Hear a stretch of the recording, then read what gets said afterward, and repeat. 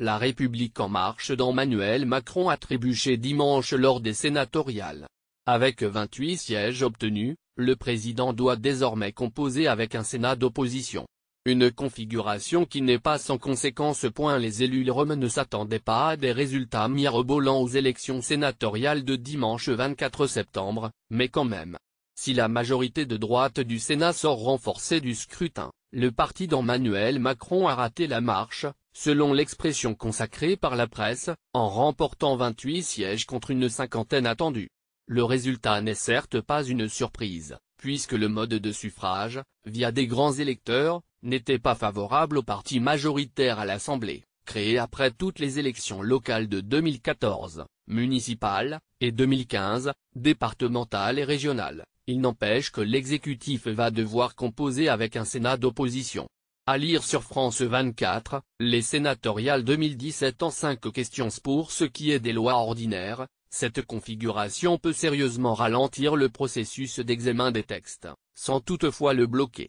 Car dans le jeu de navette entre le Sénat et l'Assemblée nationale, c'est toujours au Palais Bourbon que revient le dernier mot.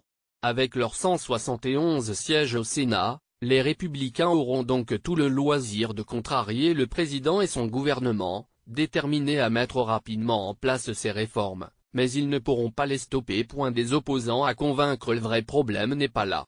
Lors de sa campagne, Emmanuel Macron a émis le souhait de réviser la Constitution pour, notamment, réduire le nombre de parlementaires et introduire de la proportionnelle aux législatives. Or toute révision institutionnelle requiert l'obtention des 3/5 des voix du Parlement, Assemblée et Sénat réunis. À ce jour, le chef de l'État ne dispose que de 395 députés et 28 sénateurs, bien loin des 555 parlementaires sur les 925 requis pour disposer de la majorité. À lire sur France 24, qu'est-ce que le Sénat français ?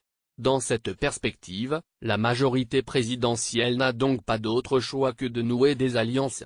Elle pourra certainement compter sur le soutien du groupe Les Constructifs de l'Assemblée nationale.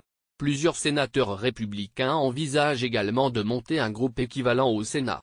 Pour les autres, les marcheurs devront convaincre un à un les élus du bien-fondé de la réforme constitutionnelle.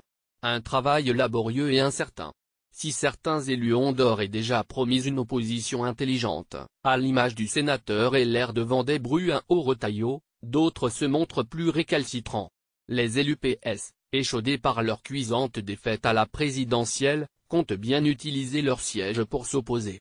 Ce soir, le PS est au Sénat la première force d'opposition de gauche, s'est félicité le député Luc Carvouna, pour qui le scrutin marque aussi le retour du clivage gauche-droite.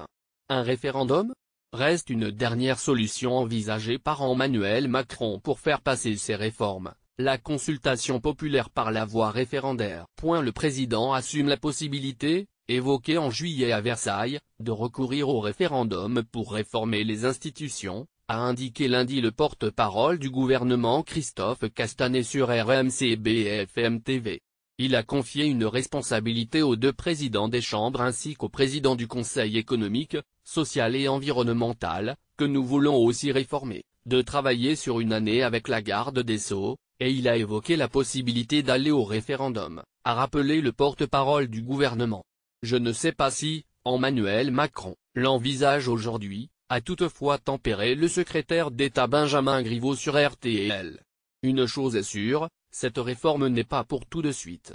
Interrogé sur le calendrier de cette réforme des institutions, le porte-parole du gouvernement a évoqué l'objectif qu'à la fin de juin 2018, on puisse y voir clair. Première publication, 25 septembre 2017.